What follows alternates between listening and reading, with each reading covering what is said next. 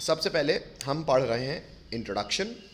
अब सच एक्चुअली ये chapter is all about भाई पूरा हमारा अर्थ, इनफैक्ट पूरा का पूरा यूनिवर्स इन्हीं एलिमेंट्स से बना है बेटा। यही एटम्स, अलग अलग न्यूक्लियस कैरिंग एटम्स को अलग अलग नाम दिया गया है। शायद उनमें से कुछ का नाम हमको पता है, हाइड्रोजन, हीलियम, लिथियम, ये जो हम 30 तक आपको कॉपर तक याद कराए हैं, जिंक तक। ये जो एलिमेंट्स है बच्चों, इनमें फ़र्क क्या है? फ़र्क तो कुछ नहीं सर। न्यूक्लियस में प्रोटॉन्स और घूमते हुए इलेक्ट्रॉन्स और न्यूक्लियस के अंदर मौजूद न्यूट्रॉन्स का फ़र्क है ना, बस संख्या का। अच्छा, तो इलेक्ट्रॉन, प्रोटॉन, न्यूट्रॉन का संख्या चेंज होके एटम्स की प्रॉपर्टी बदल जाती है और एटम मॉलिक्यूल बना के रहते हैं। मतलब सारा का सारा ब्रह्मांड यही एटम से मिलके बना है। अच्छा, तो बात आई कि सर इतने सारे एटम्स हैं, उनकी प्रॉपर्टीज़ अलग अलग पढ़ोगे तो बड़ा कठिनाई हो जाएगी। तो लोगों ने उन एटम्स पे स्टडी चालू की, स्टडी करके उनको ऑर्गेनाइज किया। अब सर ऑर्गेनाइजेशन ज़रूरी क्यों है? इसलिए ज़रूरी है बेटा कि जब आप छोटे से थे और जब आप 12वीं तक पहुँचेंगे, 10वीं तक तो पहुँच गए हो मान लो, आपको जो भी फैक्चुअल जानकारियां हैं, जो आपका सो कॉल्ड इंटेलेक्ट कहलाता है, जो भी आपका नॉलेज बेस है, ये नॉलेज बेस आप तक पहुंचाने के लिए एक ऑर्गेनाइजेशन ही है ना बेटा। ये क्लासेस, क्लास 1 में ये पढ़ोगे, क्लास 2 में ये पढ़ोगे, 3 में ये पढ़ोगे, 4 में, और ग्रेजुअली 10th 11th 12th और जो भी आप आगे पढ़ना चाहते हो, ये सब कोई भी चीज़ों का क्लासिफिकेशन ही है ना बेटा। Hello, yes sir. अच्छा, ये जो दुनिया है, ये जो पूरी की पूरी हमारा अर्थ में जो कंट्रीज़ का विभाजन है, वो क्यों है भाई? प्राचीन काल में ऐसे किया जाता था कि भैया ये लैंड में खेती ज़्यादा अच्छी होती है, इस लैंड में माइंस अच्छी हैं। तो यही क्लासिफिकेशन होते होते सिविलाइजेशन अलग अलग बने। फिर वही सिविलाइजेशन को लोगों ने कहा कि भैया हमको खेती भी चाहिए, हमको माइंस भी चाहिए। तो लोगों ने ये कहा कि ये मेरा, ये तेरा, मेरा तेरा। ये तो खैर ह्यूमन बात है। तो उससे कंट्रीज़ में सरहदें बन गई, है ना। और फिर भाई ये सरहदें तो खैर बाद में, पहले प्रिंसली स्टेट्स बने कि ये राज्य मेरा, इसमें मेरे सैनिक क्यों, उसकी सारी रिसोर्सेज का यूटिलाइजेशन हम करेंगे। तो ये सब भी बेटा, अच्छा आज तो राज्य नहीं बचे, लेकिन फिर भी सतना सतना क्यों कहलाता है, रीवा रीवा क्यों कहलाता है? क्योंकि अलग अलग डिस्ट्रिक्ट में सिस्टमेटिक काम करने के लिए हमको ऑर्गेनाइजेशन चाहिए कि भाई पूरा का पूरा एक डिस्ट्रिक्ट को अगर अलग अलग हिस्सों में, भाई एमपी में इतने सारे डिस्ट्रिक्ट क्यों बांटे? क्योंकि हर डिस्ट्रिक्ट का एक प्रधान बना दिया, एक महापौर बना दिया, एक सांसद बना दिए, ताकि उनका क्लासिफिकेशन करके उनके मत आगे लाए जाए। हाँ, होता है नहीं होता अलग बात है, पर एक्चुअली ये इसीलिए किया गया कि सिस्टमेटिक काम हो पाए, ऑर्गेनाइजेशन हो पाए। तो शायद ऑर्गेनाइजेशन की कीमत तो आप समझते ही हो। अच्छा, अब एलिमेंट्स को ऑर्गेनाइज करने के लिए लोगों ने काम किया और वही काम हम इस चैप्टर में पढ़ते हैं, जो कि कहलाता है पीरियोडिक क्लासिफिकेशन। अच्छा, इंट्रोडक्शन से शुरू करते हैं। इंट्रोडक्शन में सबसे पहला क्लासिफिकेशन, मतलब लोगों ने बहुत प्रयास किए, लेकिन सारे प्रयास हम नहीं लिखते। जो कुछ सक्सेसफुल प्रयास हैं, हालांकि वो सही नहीं थे, पर फिर भी आज भी हम उन्हें सम्मान स्वरूप पढ़ते हैं कि उन्होंने इस चीज़ की शुरुआत की। और उन्हीं क्लासिफिकेशंस की शुरुआत का सबसे पहला क्लासिफिकेशन है डोबर्नियर्स ट्रायड। क्या नाम है? तेज से बोले। डोबर्नियर ट्राइड्स। अब डोबर्नियर एक व्यक्ति का नाम था और उसने ट्रायड यानी कि तीन तीन एलिमेंट्स के सेट बनाए। कैसे? लिखा है पॉइंट नंबर 1 में कि डोबर्नियर, जो कि एक जर्मन केमिस्ट था, उसने कोशिश की, tried to arrange the elements with similar properties into groups. मतलब उसने ऐसे ऐसे तीन तीन एलिमेंट्स खोजे, ऐसे तीन खोजना चाहे नहीं, उसको मिले ही तीन तीन के ट्रायड, तीन तीन के उसको ऐसे ग्रुप मिले जिनकी प्रॉपर्टीज सेम थी। अच्छा, उसने क्या कहा? उसने कहा इसको मैं एक ग्रुप में, इसको मैं एक एक एक एक मान लो एक फैमिली बना देता हूँ, जिस फैमिली को मैं ग्रुप कह रहा हूँ। अच्छा, उस ग्रुप को आज से वो तीन लोगों के ग्रुप को आज से वो ट्राइड कहने लगा।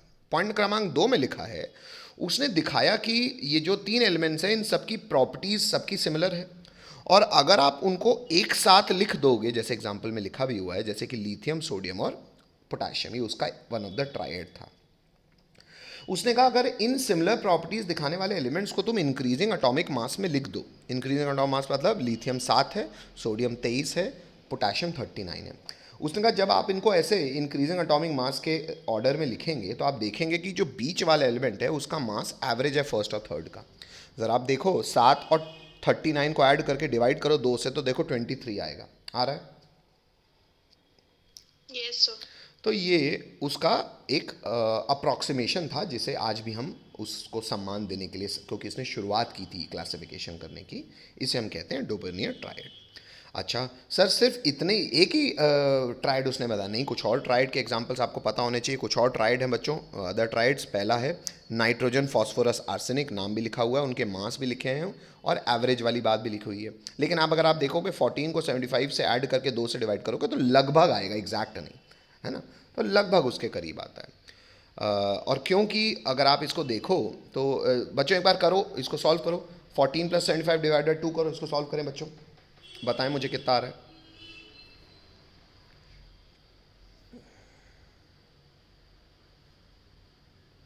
44.5। अब 44.5 और 31 बराबर है बेटा? नहीं सर, बहुत दूर है। No sir. इसलिए अब ये एक्चुअली मैं डोबेनियन के अलग अलग ट्रायड आपको बता भी रहा हूँ, लेकिन लोगों ने आपत्ति भी उठाई कि भाई इनकी प्रॉपर्टी सेम थी लेकिन जो एवरेज था वो बहुत दूर दूर भी आ रहा था। तो एक्चुअली ये मैं बताते हुए आगे की परिस्थितियां भी बता रहा हूँ कि भाई लोगों ने उंगलियां भी उठाना चालू कर दिया। भाई जो आदमी हिट हो जाता है उसके एंटी भी खड़े हो जाते हैं ना लोग। तो क्योंकि ऐसा था इसलिए चलो डोबेनियन का, चलो इसको नहीं मानते डोबेनियन ट्रायड, लेकिन हाँ उसने ये भी एक ग्रुप दिया था। और क्योंकि और देख लो बेटा, रोमन नंबर 2 एक और उसने दिया, कैल्शियम, स्ट्रॉन्टियम, बेरियम। 40 और 137 का एवरेज निकालोगे तो ये लगभग 88.5, तो 87 के करीब तो है कम से कम, तो इसको ट्रायड मान लिया गया। क्लोरीन, ब्रोमीन, आयोडीन, इसका भी एवरेज 81.25 आ रहा था, ब्रोमीन का एग्जैक्टली 79.9, तो लगभग मान लिया गया, तो इसको भी आप डोबेनियर ट्रायड मान सकते हो। चौथा पॉइंट लिखा है वही वाली बात, मैं पढ़ भी देता हूँ कि डोबेनियर कुड आइडेंटिफाई ओनली 3 ट्राइड। अगर आप 4 एग्जाम्पल देखो तो केवल 3 में हम ऐसा कह सकते हैं कि डोबेनियर ट्राइड है। अच्छा, उसने हालांकि ऐसे ग्रुप्स बहुत बनाए थे जिनकी प्रॉपर्टी सेम थी पर वो एवरेज वाली बात को फिट नहीं बैठ रहे थे। तो वही कह रहा है कि डोबेनियर ने सिर्फ ऐसे 3 ट्राइड बता पाया जिसके लिए एवरेज वाली बात सही थी। This classification into triad was not found to be useful. क्यों? क्योंकि इतने सारे एलिमेंट्स लोग जानते थे, उनमें से केवल 3 ही उसके ट्राइड वाली बात को फॉलो कर रहे थे। तो कुछ लोगों ने माना और बाकियों ने कहा नहीं नहीं नहीं यार, इसको बहुत सिस्टमेटिक हम नहीं मानेंगे। पर शुरुआत थी इसलिए हमने पढ़ा, कोई दिक्कत? No, sir. ठीक है।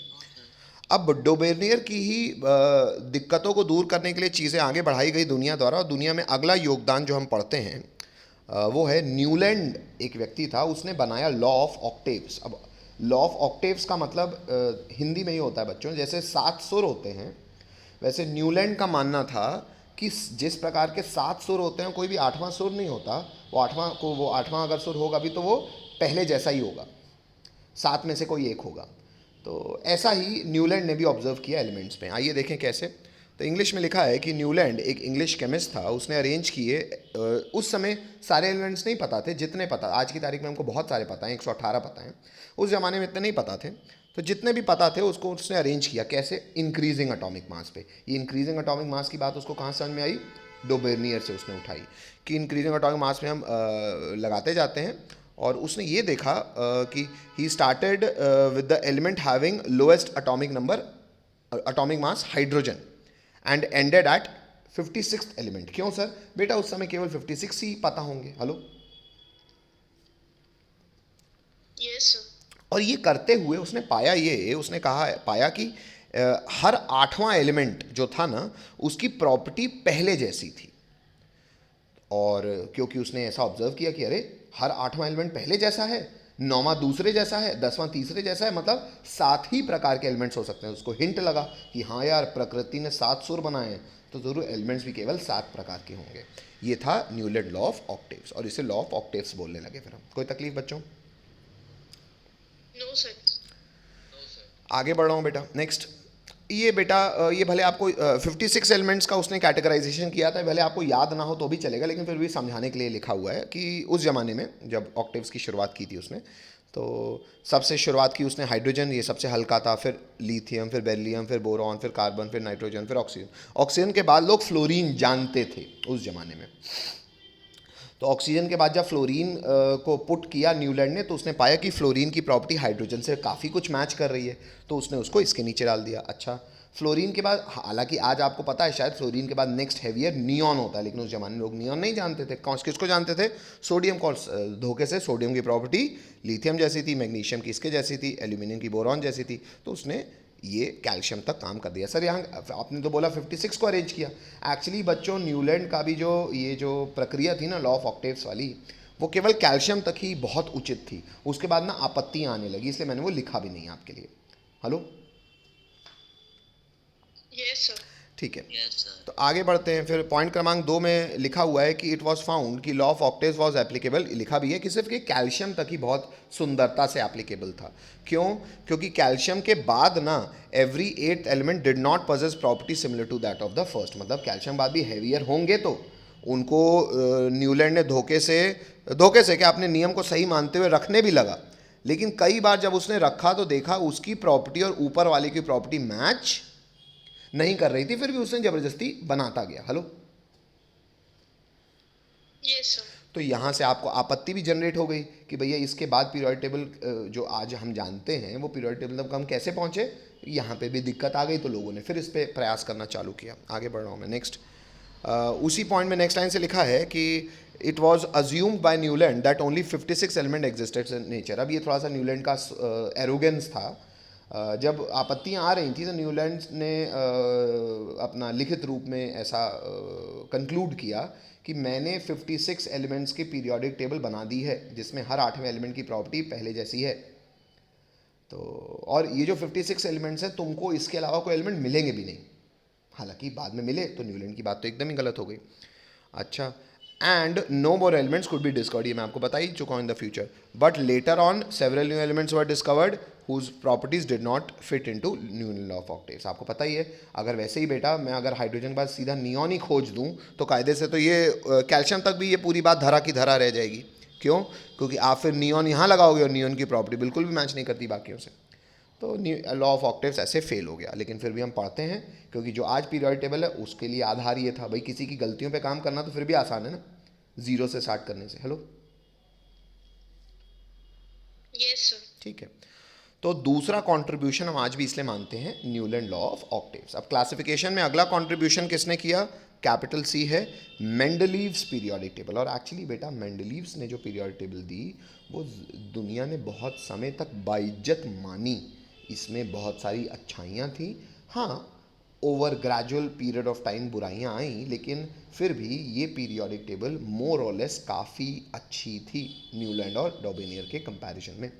और आपको ये भी बताऊं, हर साल बताता हूं मैं, मेंडलीव्स का ये पीरियोडिक टेबल बना के इतना बड़ा व्यक्तित्व हो चुका था। एक्चुअली ये रशियन साइंटिस्ट था कि उस ज़माने में रशिया में पॉलीगेमी मतलब एक से ज़्यादा शादी करना इल्लीगल माना जाता था। मेंडलीव को अपने सबऑर्डिनेट्स होते हैं ना, जो आपके नीचे काम करते हैं, मेंडलीव को वही कोई पसंद आ गया।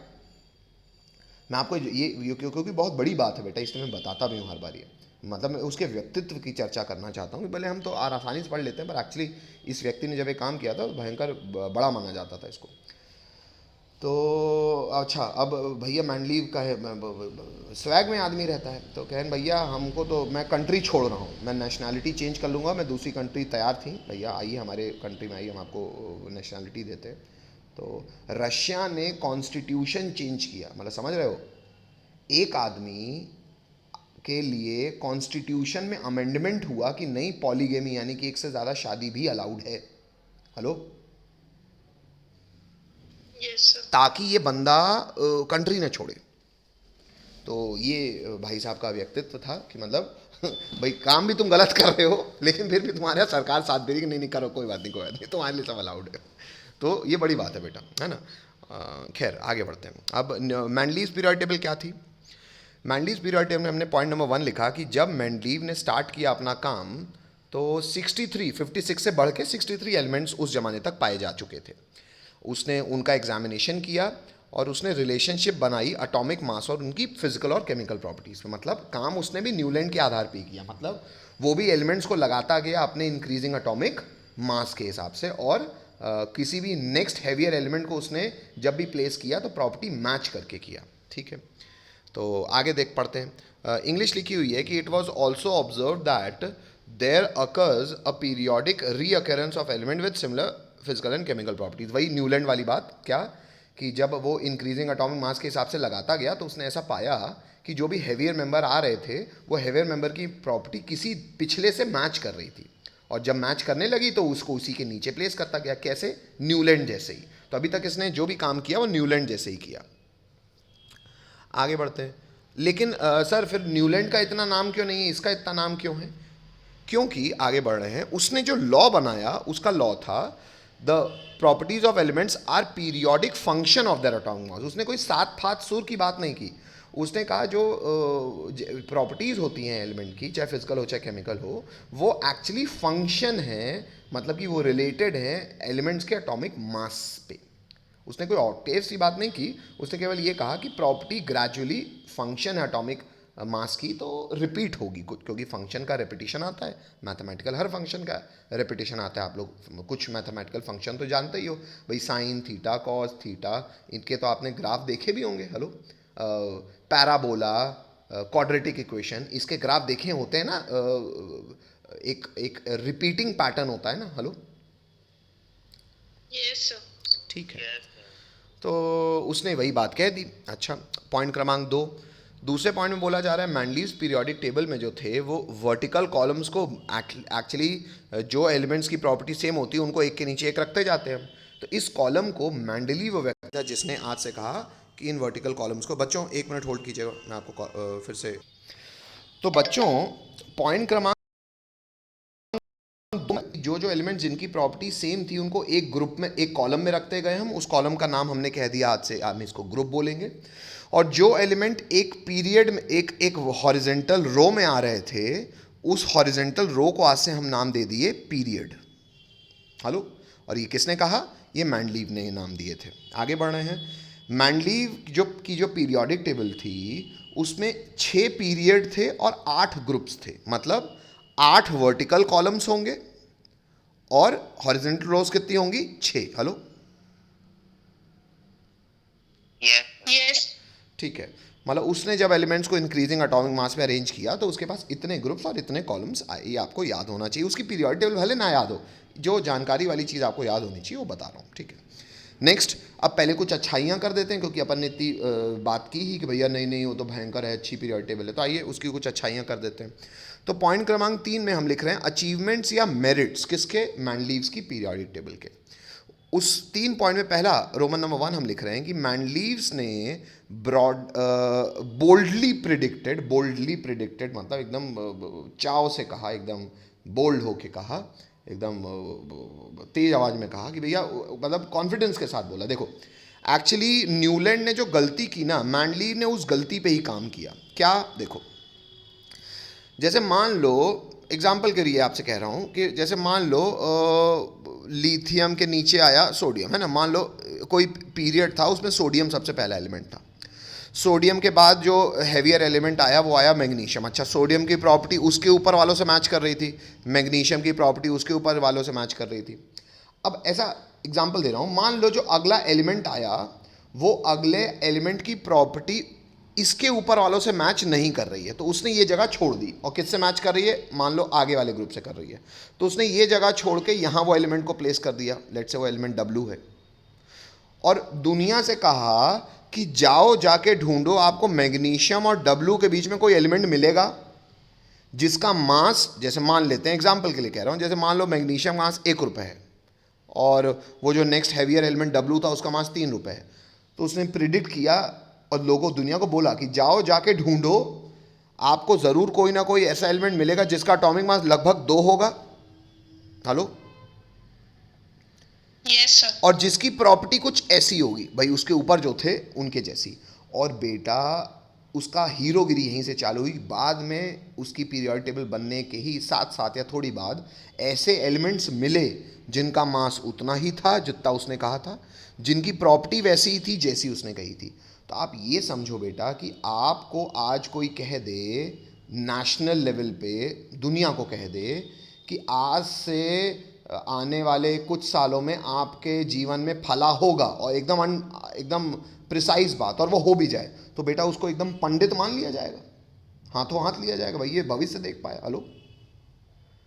तो actually Yes, sir. The reason Mendeleev का इतना बड़ा व्यक्तित्व हो गया था because he became a scientific pandit. वो जो बोला वो नेचर में, सृष्टि में था और उसको पता था। तो ये तो भगवान वाली बात हो गई, दैट्स वाई उसका व्यक्तित्व भी ऐसा सॉलिड था। चलो आगे बढ़ते हैं। पॉइंट क्रमांक रोमन नंबर 1 है कि मैंडलीज ने बोल्डली प्रिडिक्ट कर दिया the existence of some elements that had not been discovered at that time. उस समय डिस्कवर्ड नहीं थे। अच्छा, जो जगह मैंने खाली कट्टस मारा ना, उसने ना उसको कुछ नाम भी दे दिया, और एक्चुअली आपको वो नाम पूछा जाता है क्या, उसने अपना कुछ प्रिडिक्टेड नाम दिया, और बाद में वो एलिमेंट जो डिस्कवर्ड हुए उसको कुछ एग्जांपल आपको पता होने चाहिए। जैसे एक उसका प्रिडिक्टेड नाम था एका बोरॉन। क्या नाम था? Eka. एक्चुअली एका बोरॉन नाम ऐसे बनाया उसने कि बोरॉन के नीचे जगह खाली थी। बोरॉन जानते थे लोग, बोरॉन के नीचे जो जगह खाली थी उसके पीरियोडिक टेबल में, उसमें उसने नाम दे दिया एका बोरॉन, और बाद में उसके नीचे एलिमेंट्स खोजा गया, वो था स्कैंडियम, जो कि जिसकी बिल्कुल प्रॉपर्टी जैसे उसने कही थी वही थी। तो उसका प्रिडिक्टेड नाम उसने क्या दिया, और वो डिस्कवर्ड एलिमेंट क्या था, ये आपको याद होना चाहिए। एक और एल्यूमिनियम के नीचे था एका एल्यूमिनियम, सिलिकॉन के नीचे था एका सिलिकॉन। एका एल्यूमिनियम गैलियम निकल के आया, एका सिलिकॉन जर्मेनियम निकल के आया। तो ये वो डिस्कवर्ड एलिमेंट्स थे जिनके मास और प्रॉपर्टी वो ऑलरेडी प्रिडिक्ट कर चुका था। उसने कुछ उसको अलग नाम दे दिया था, बाद में जब वो खोजे उनका नाम कुछ अलग आया। हेलो। Yes. Yes. ठीक है। अब जैसे कि मैंने आपको कहा कि जो नोबल गैसेस थे वो न्यूलैंड के टाइम खोजे नहीं गए थे। एक्चुअली बेटा जब मैंडलीव ने भी पीरियोडिक टेबल बना दी थी तब तक भी नोबल गैसेस खोजे नहीं गए थे। हेलो। Yes, sir. लेकिन अब देखना, इसका व्यक्तित्व बड़ा होने का और एक रीज़न देखना। भाई जितने भी एलिमेंट्स उस जमाने में नोन थे, मैं इसको आपको पीरियोडिक टेबल से ही दिखाता हूँ, एक सेकंड रुकिएगा। हाँ बच्चों, दिख रही है पीरियोडिक टेबल? Yes. ये बेटा एक्चुअल Yes, sir. आज की पीरियोडिक टेबल नहीं है, ये मैंडलीव्स की पीरियोडिक टेबल। आज की periodic table modern periodic table कहलाती है। ये वो मॉडिफाइड है, ये पुरानी है मैंडलीव की पीरियोडिक टेबल। अगर आप देखो बच्चों, तो मैंने आपको इंग्लिश में क्या लिखवाया, मैंडलीव ने कितने ग्रुप्स बनाए थे? 6। हेलो, नहीं 6 नहीं 8। Yes, sir. Yes. 6 नहीं 8। कितने ग्रुप?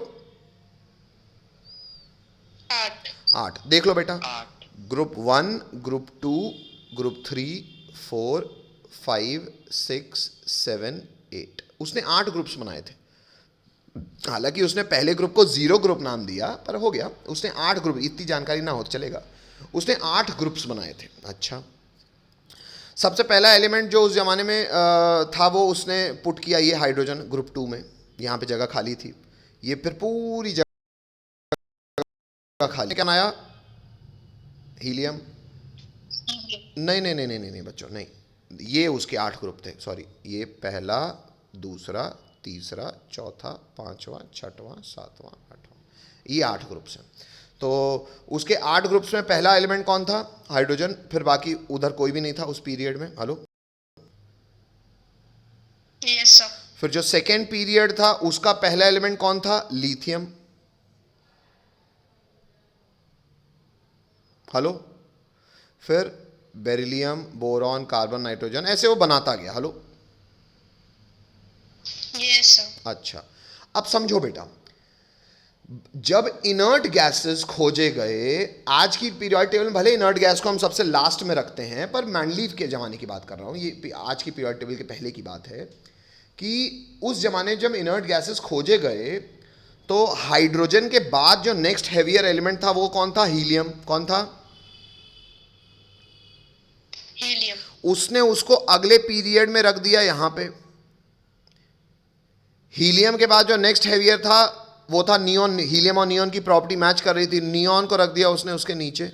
अब नियॉन का जो मास था वो मैंडलीव की पीरियोडिक टेबल में जो पीछे आ रहा था यहाँ पे, फ्लोरीन, उससे ज़्यादा था। मैं नियॉन की बात कर रहा हूँ। हेलो। लेकिन Yes. जो सोडियम था उससे कम था। हेलो। Yes, sir. नियॉन के बाद जो नेक्स्ट हैवियर एलिमेंट था वो था आर्गन, उसकी पीरियोडिक टेबल में कोई डिस्टर्बेंस नहीं आया। क्यों? क्योंकि आर्गन की प्रॉपर्टी हीलियम नियॉन से मैच कर रही थी और आर्गन क्लोरीन से, मतलब उसका जो नेक्स्ट हैवियर था क्लोरीन उससे भारी था और आर्गन से भारी पोटेशियम उससे कम था। तो कायदे से पूरी की पूरे इनर्ट गैसेस आए और मेंडलीव की पीरियोडिक टेबल को डिस्टर्ब किए बिना वो एक अलग ग्रुप में सेट हो गए, जिसको उसने नाम दे दिया जीरो ग्रुप। हेलो,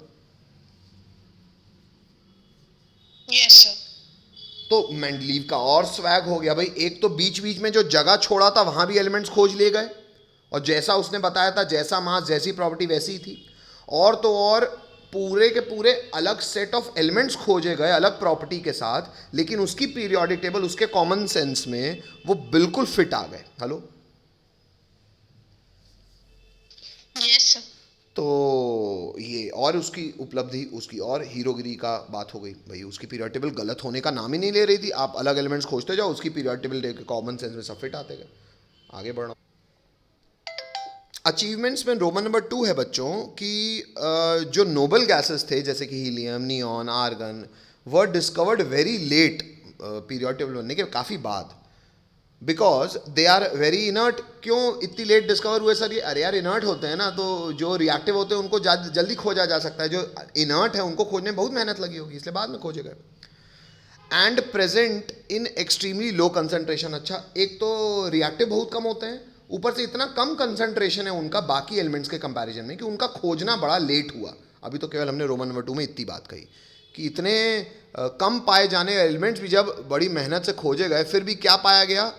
वही कह रहा है नेक्स्ट लाइन से, कह रहा है when these gases were discovered, जब ये सब जनरली गैस ही होते हैं रूम टेम्परेचर पे, जो जब ये इनर्ट गैसेज खोजे गए तो they could be placed in a new group without disturbing the existing order.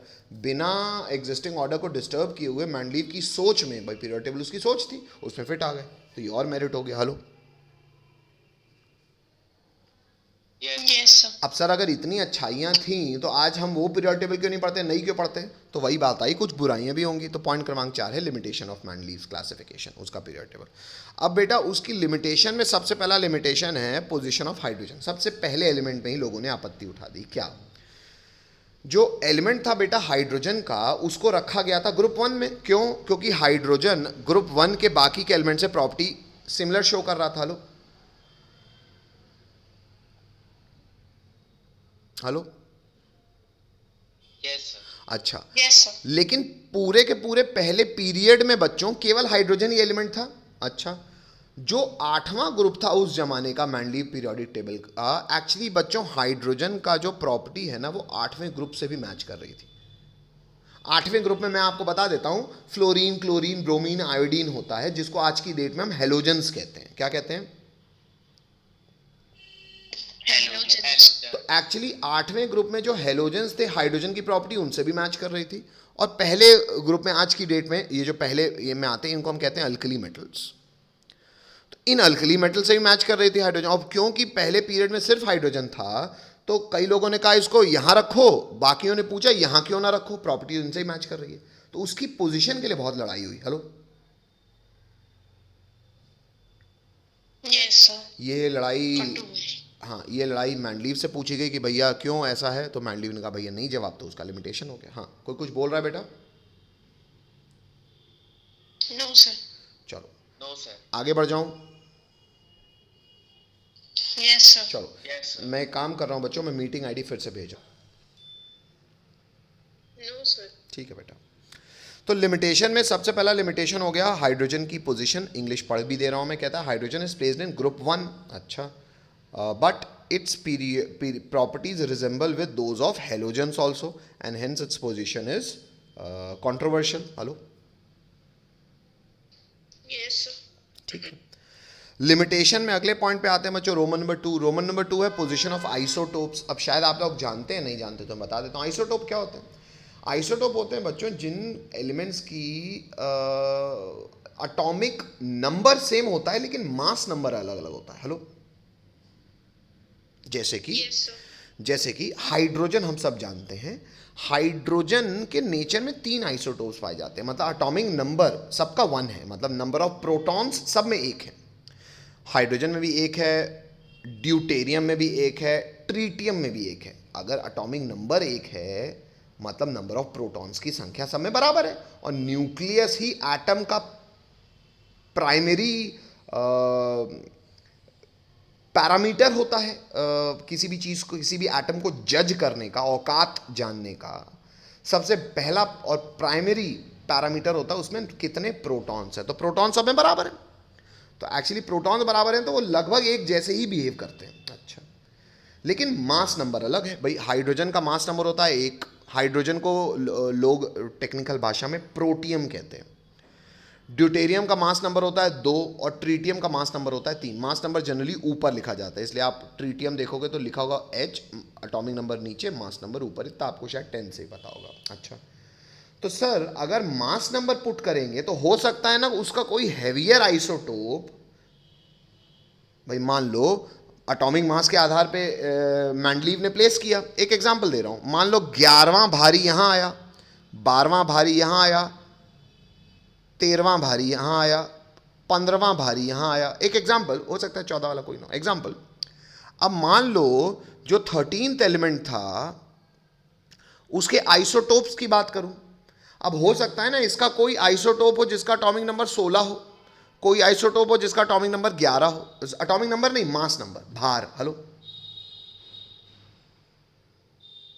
Yes, sir. तो कायदे से तो 13 वाला जो था उसको यहां आना चाहिए, मतलब 12 के बाद 15 के पहले। लेकिन अगर उसका हैवी आइसोटोप खोज लोगे तो क्या पता 11 वाले को कहोगे यहां प्लेस करो, 16 वाले को कहोगे यहां प्लेस करो, नहीं भी करो तो आइसोटोप का क्या करें फिर? मैंडलीव के पास कोई जवाब नहीं था। Hello, Yes, sir. मैंडलीव ने कहा मैं तो उसी आइसोटोप को रख के काम करूंगा जो नेचर में ज्यादा प्रतिशत में पाया जा रहा है। तो बोला अगर दूसरे प्रतिशत वाला मिल गया तो कहता नहीं मालूम, तो ये लिमिटेशन हो गया उसका। तो आइसोटोप्स को कहां रखा जाए इसकी बात भी मैंडलीव नहीं कर पाया, तो उसका लिमिटेशन हो गया। नेक्स्ट रोमन नंबर 3 है अनोमलस पेयर। उसकी कमियों में एक अनोमलस पेयर्स भी मिलते हैं। ये क्या होते हैं सर? बोला जाता है कि elements with higher atomic weight were often placed before elements having lower atomic weight. अब सुनिएगा, मैंडलीव ने कुछ और भी धोखाधड़ी की थी। धोखाधड़ी क्या, एडजस्टमेंट्स किए थे। क्या एडजस्टमेंट? जैसे कि अगर आप कोबाल्ट, एक एग्जांपल से आपको समझाता हूँ, वो एग्जांपल आपको याद भी रखना है, कोबाल्ट और निकल का। कोबाल्ट और निकल का पीरियोडिक टेबल में जब प्लेस किया गया बच्चों कोबाल्ट और निकल को, तो एक्चुअली कोबाल्ट को पहले प्लेस किया गया और निकल को बाद। हेलो, और पता है मैंडलीव ने ऐसा क्यों किया? क्योंकि कोबाल्ट के ऊपर के जो एलिमेंट्स थे उनसे कोबाल्ट की प्रॉपर्टी मैच कर रही थी, और निकल के ऊपर जो थे उनकी प्रॉपर्टी निकल से मैच कर रही थी। Hello, Yes, sir. लेकिन मैंडलीव का तरीका क्या था? वो तो इंक्रीजिंग एटॉमिक मास के आधार पे प्लेस कर रहा था कि मास बढ़ते जा रहे हैं तो ऐसे रखता जा रहा है। तो कायदे से कोबाल्ट और निकल में कौन भारी होना चाहिए? निकल। Hello, Yes, sir. लेकिन बच्चों अगर आप एग्जैक्ट वेट देखने जाओ तो निकल का भार होता है 58.68। कितना होता है? 58. और कोबाल्ट का भार होता है 58.94। कायदे से किसको आगे होना चाहिए था मास के आधार पे? लेकिन उसने इंक्रीजिंग एटॉमिक मास की बात को पीछे छोड़ के उसका नहीं मैं तो भारी वाले को पीछे रखूंगा, हल्के वाले को आगे रखूंगा। क्यों? क्योंकि भारी वाले की प्रॉपर्टी इनसे मैच करे। तो लोगों ने कहा अच्छा ठीक है, मतलब तुम सेम ग्रुप में जिसको रख रहे हो, जिनकी प्रॉपर्टी सेम है, उनको एक ग्रुप में रख रहे हो, भले थोड़ा बहुत मास का एडजस्टमेंट करना पड़े। उसने कहा हाँ, तो लोगों ने कहा ठीक है। हालांकि नॉर्मलस पेयर था लेकिन फिर भी लोगों ने कहा ठीक है। Hello, Yes, sir. पर लिमिटेशन तो हो गया, भाई तुमने भारी को पहले क्यों रखा?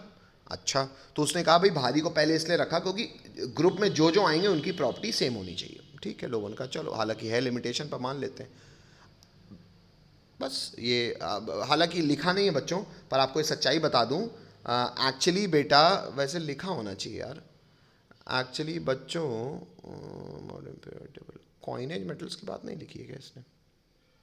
बच्चों एक मिनट रुकिए, एक लिमिटेशन में आप एक और हमको उसका लिमिटेशन पता होना चाहिए। लिखेंगे some similar elements are separated. मैं डिक्टेट कर रहा हूं, आप लोग लिखो। Some similar elements are separated in the periodic table. Some similar elements are separated in the periodic table.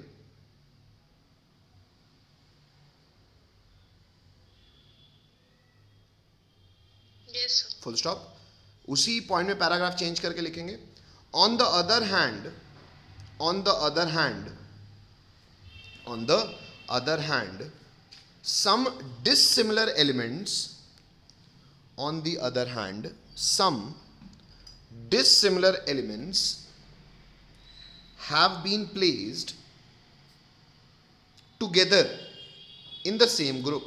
भाई मैंडलीव की जो पीरियोडिक टेबल थी उसमें जब उसने कोबाल्ट और निकल की बात की कि उसने जो हल्का था उसको बाद में रखा और जो भारी था उसको पहले रखा. क्यों रखा? कि प्रॉपर्टी कम से कम ग्रुप से मैच कर रही है. तो यार मैंडलीव भैया, अगर तुम ग्रुप से मैच करवाने के लिए अपने इंक्रीजिंग एटॉमिक मास वाले लॉ को ही विफल कर रहे हो, तो कम से कम अब जो तुम्हारे ग्रुप्स बने हैं, जो भी बने हैं, उन ग्रुप्स में जो भी एलिमेंट आ रहे हैं उन सबकी प्रॉपर्टी सेम होनी चाहिए. Hello. Yes, sir. Next line से लिखेंगे उसी में एग्जाम्पल. अब सुन लो. जो बच्चों कॉइनेज मेटल्स थे ना, कॉइनेज मेटल्स मतलब बच्चों एक ज़माने में करेंसी जब नहीं चलती थी तो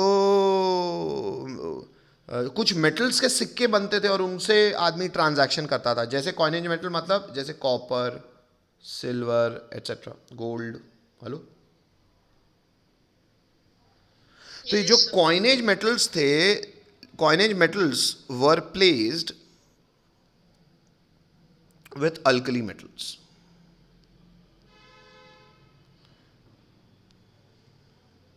अल्कली मेटल्स जैसे कि लिथियम, सोडियम, पोटेशियम एटसेट्रा.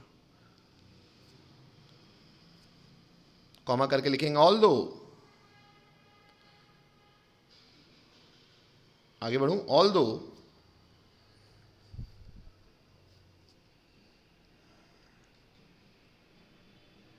आगे बढ़ूं. Yes, sir. लिखेंगे although their properties do not match, although their properties do not match, but still they were placed in the same group.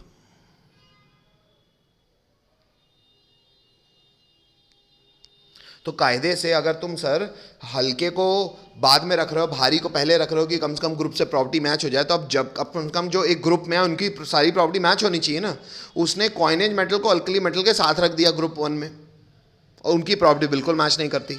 तो भाई कहीं तुम ग्रुप से प्रॉपर्टी मैच कराने के लिए हल्के भारी को पलटी कर रहे हो और मतलब और कहीं पे तुमने कुछ ग्रुप बनाए हुए हैं जहाँ पे ऐसे लोग हैं जिनकी प्रॉपर्टी मैच नहीं करी पर फिर भी तुमने एक ग्रुप में रखा हुआ है. तो ये तो बेटा कंट्राडिक्टरी बातें हो गई. तो ये सब उसके लिमिटेशन थे जो आपको याद पता होने चाहिए. अब सर अगर आपको मैंडलीव पीरियोडिक टेबल में आपत्ति आ गई दुनिया को, तो दुनिया आगे बढ़ी. दुनिया ने फिर शोध करने शुरू किए और जो अगली पीरियोडिक टेबल मैंडलीव को करेक्ट करने के लिए आई, एक्चुअली वो पीरियोडिक टेबल आज भी सही है. तो इसीलिए हम उसको इंट्रोडक्शन में स्टार मार्क में इंक्लूड नहीं कर रहे हैं, हम इसको नया स्टार मार्क बना रहे हैं. हमारा अगला स्टार मार्क हमने बना दिया द मॉडर्न पीरियोडिक टेबल, जो आज भी हमें पता है. मॉडर्न पीरियोडिक टेबल में हमने सबसे पहले पॉइंट नंबर 1 लिखा. उसमें हमने जानकारी दी कि हेनरी मोस्ले नामक व्यक्ति था.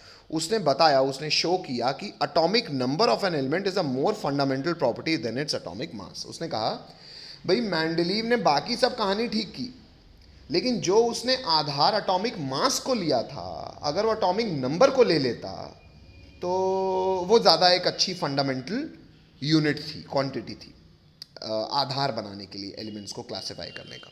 और उसी आधार पे उसने लॉ भी बनाया. उसने कहा जो मेंडलीव के लॉ में बस उसने ये चेंज किया कि the modern periodic law can be stated as follows. क्या कि properties of elements are periodic function of their atomic mass कहा था उसने, इसने कहा atomic number. Hello. Yes, sir. और बच्चों हेनरी मोस्ले के पीछे की सच्चाई ये थी कि हेनरी मोस्ले कोई केमिस्ट नहीं था. Actually he was a physicist, वो एक्सरेज पे काम कर रहा था और उसने एक्सरेज पे जब भी ऑब्जर्वेशन किया तो उसने ऑब्जर्व किया कि हर बार जब वो एक्सरेज की ताकत बदलता था, ताकत का पैमाना होती है उसकी फ्रीक्वेंसी, तो जो फ्रीक्वेंसी थी वो एटॉमिक नंबर से मैथमेटिकल फंक्शन शो कर रही थी। तो उसने अपने ऑब्जर्वेशन को मेंडलीव के पास भेजा, लेकिन मैंने जैसा आपको कहा मेंडलीव का व्यक्तित्व इतना बड़ा था कि उसने कहा तय साले फिजिसिस्ट, हमारे केमिस्ट्री डिपार्टमेंट में अपन काम कर। तो एक्चुअली इसने बहुत सारे रिसर्च पेपर पहले मेंडलीव को सजेस्ट किए कि भाई सर आप देख लीजिए, लेकिन सर अपने स्वैग में थे। तो फिर इसने आगे शोध बढ़ाया और भले था फिजिसिस्ट, उसको नोबेल पुरस्कार केमिस्ट्री में मिला। तो ये भी एक स्टोरी है जो आपको पता होनी चाहिए। और उसने बना दिया modern periodic table. Modern periodic table सबको दिख रही है? Yes, sir. अच्छा, थोड़ा सा मैं इसको ऐसे ही दिखा रहा हूँ तो आपको अपना मुंडी टेढ़ी करनी पड़ेगी। मॉडर्न पीरियोडिक टेबल में बच्चों, चलो मैं एक काम करता हूँ आपके लिए, वाइट बोर्ड में थोड़ा सा, आपने बना तो ली है, मैं वाइट बोर्ड में आपको थोड़ा सा मॉडर्न पीरियोडिक टेबल बता देता हूँ, है ना। अच्छा, मॉडर्न पीरियोडिक टेबल में भी वर्टिकल कॉलम्स को हम क्या बोलते हैं बच्चों? Groups. वर्टिकल कॉलम को क्या बोलते हैं? ग्रुप। Groups. और हॉरिजेंटल रोज को क्या बोलते हैं? Periods. Periods. Modern periodic table में भी बच्चों 18 ग्रुप्स बनाए गए और 7 पीरियड बनाए गए। कितने? 18 groups and 7 periods. ठीक है। अब थोड़ा सा मॉडर्न पीरियोडिक टेबल की चर्चा करने के लिए मेरे पास एक सुंदर सी पीरियोडिक टेबल, जब हम एग्जॉल्ट का आईआईटी विंग चलाया करते थे तो हम ये देते थे। रुक जाइए, ये हमारे 18 वर्टिकल कॉलम्स भैया। ये पहला ग्रुप, ये दूसरा ग्रुप, तीसरा, चौथा, 5, 6, 7, 8, 9, 10, 11, 12, 13, 14, 15, 16, 17 एंड 18। Hello, Yes, sir. कितने रोज हैं बच्चों? भाई पहला पीरियड, दूसरा पीरियड, तीसरा, चौथा, पांचवा, छठवां, सातवां। ये नीचे क्या है ये मैं बता रहा हूँ, अभी फिलहाल ये नीचे को मत देखो। दिख रहा है सबको? इतनी बात राइट है? Yes, sir. अच्छा, अब ये 18 ग्रुप्स और 7 पीरियड्स में पीरियोडिक टेबल पूरी बनी। ठीक है, अब ये पीरियोडिक टेबल में, अब मैं केवल आपको इसमें इस आधार पे बता देता हूं कि मैंने मेंडलीव के लिमिटेशन कैसे दूर किए। मैंने एलिमेंट्स को प्लेस किया सबसे पहले हाइड्रोजन, हाइड्रोजन के बाद नेक्स्ट एटॉमिक नंबर वाला, हैवी नहीं, एटॉमिक नंबर 2 था। कौन? हीलियम। हेलो, आगे आ गया,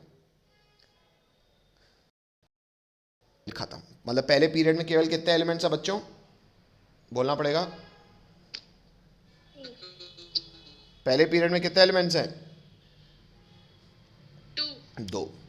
फिर सेकेंड पीरियड में नेक्स्ट हैवियर एलिमेंट था लिथियम, फिर था बेरिलियम, फिर बोरॉन, कार्बन, नाइट्रोजन, बीच की खाली जगह है। तो मतलब सेकेंड पीरियड में कितने एलिमेंट्स आए बताओ? 8। 8. फिर अगला था सोडियम। सोडियम की प्रॉपर्टी लिथियम से मैच कर रही थी, उसके नीचे मैग्नीशियम की बेरिलियम से मैच कर रही थी, उसके नीचे फिर एल्यूमिनियम की बोरॉन से मैच कर रही थी, तो उसके नीचे फिर सिलिकॉन। यहाँ भी थर्ड पीरियड में भी कितने एलिमेंट्स आए? 8. 8। फिर पोटेशियम, फिर कैल्शियम, और फिर जो नेक्स्ट हैवियर एलिमेंट था कैल्शियम के बाद 21, वो था स्कैंडियम। कौन था? Scandium. उसको हमने अलग से यहाँ पे एक और ग्रुप बनाया। अब एक्चुअली ये जो ब्लॉक्स है ना बच्चों, इस ब्लॉक्स को भी हमने एक्चुअली, आप उतना एटॉमिक स्ट्रक्चर जानते नहीं हैं, वरना आप अभी 11th में आप आओगे तो हम आपको इलेक्ट्रॉनिक कन्फिग्रेशन भी ढंग का सिखाएंगे जो क्वांटम थ्योरी पे आधारित होगा।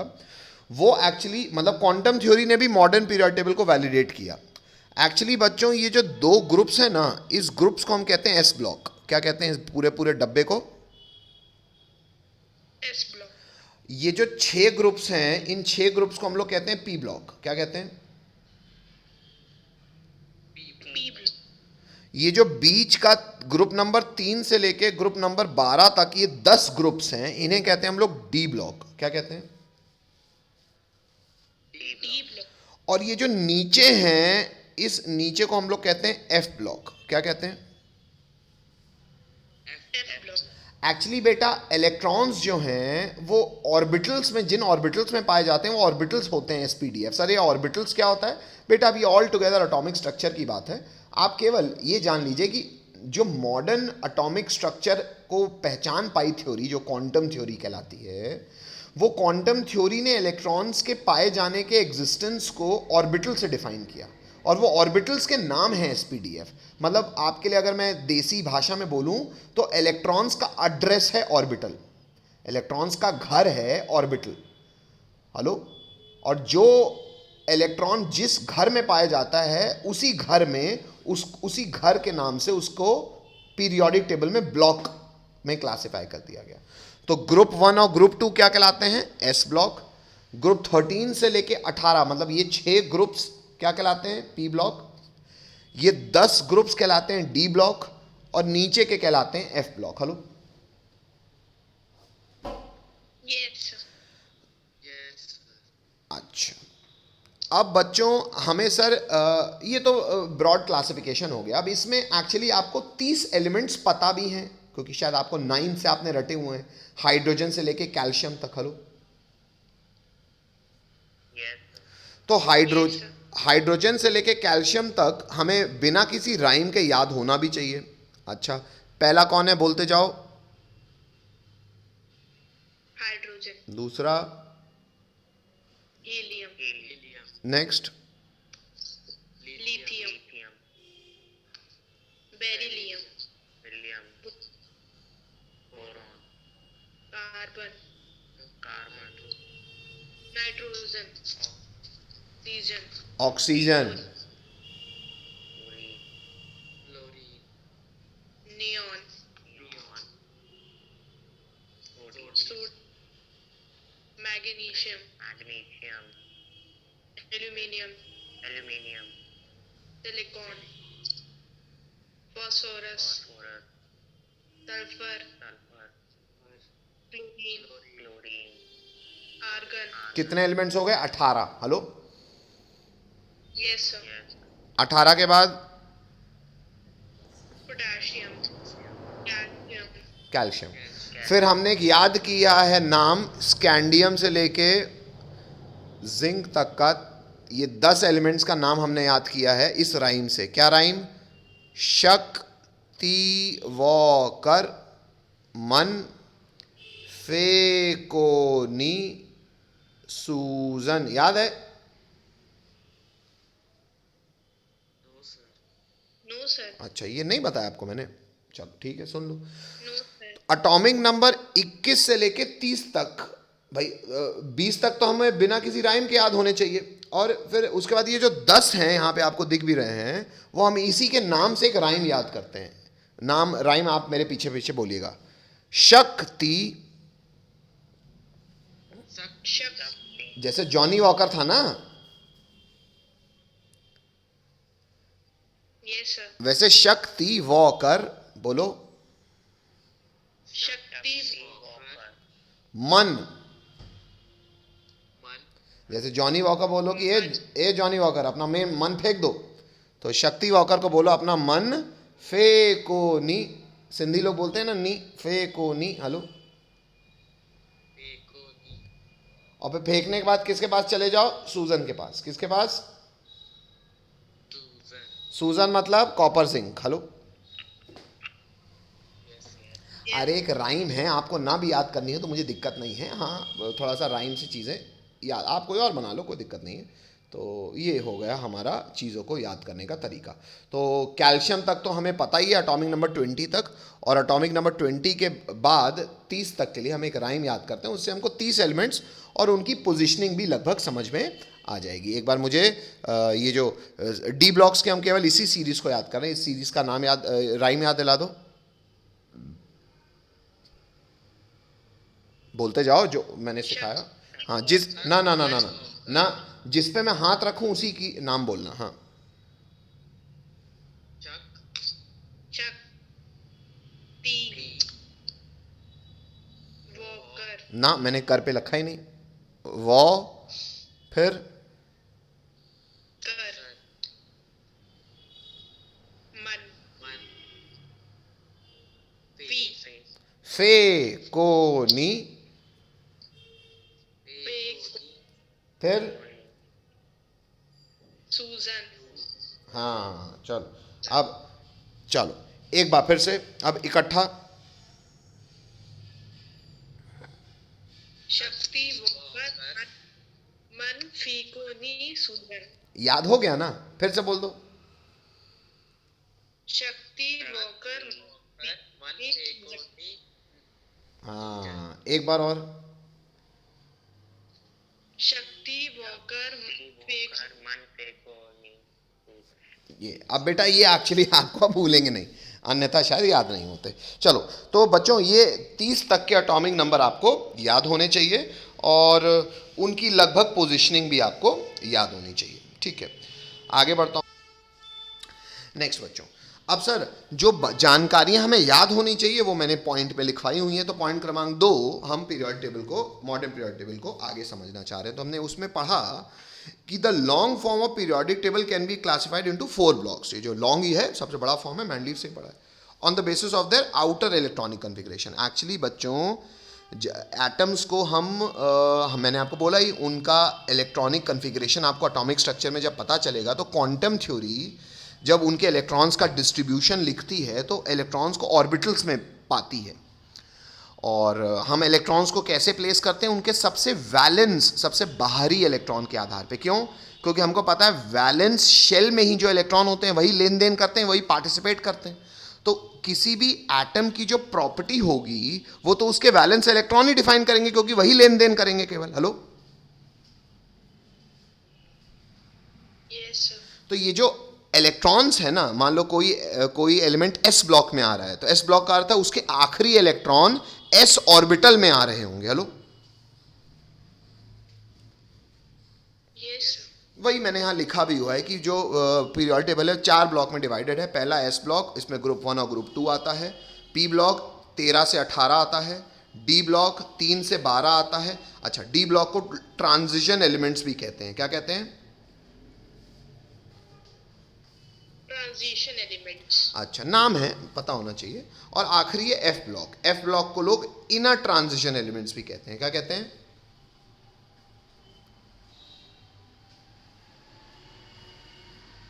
क्या कहते हैं? Inner transition element. और अगर आप एफ ब्लॉक अपनी बुक में भी देखना तो नीचे डब्बा बना रहेगा, उस एफ ब्लॉक में बच्चों 2 पीरियड्स होंगे, मतलब 2 अलग से फिर हॉरिजेंटल रोज होंगे। ऊपर वाली हॉरिजेंटल रो को हम लोग कहते हैं लैंथेनाइड सीरीज और नीचे वाले को कहते हैं एक्टिनाइड सीरीज। क्या कहते हैं? ऊपर वाले को ये देखो नाम लिखा हुआ है बच्चों, ऊपर वाले को कहते हैं लैंथेनाइड, LANTHANIDE, लैंथेनाइड। और नीचे वाले को कहते हैं ACTINIDE, actinides. Hello, yes sir, ऊपर वाले को क्या कहते हैं? लेंथेनाइड, और नीचे वालों को क्या कहते हैं? एस्टिनाइड, एक्टिनाइड्स। क्या कहते हैं? एक्टिनाइड, मैं एक बार स्पेलिंग भी लिख देता हूं आपके लिए। ऊपर वालों को कहते हैं LANTHANIDES, मतलब सब लोग हो गए ना सारे। तो ये नीचे ये वाले सारे कहलाने लगे लैंथेनाइड्स और नीचे वाले सारे कहलाने लगे एक्टिनाइड्स। हेलो, यस सर, ठीक है बच्चों? हेलो, यस सर, चलो बेटा, तो ये जानकारी हो गई आपकी पूरी। चलो बेटा, ठीक है। बस आज के लिए बच्चों अब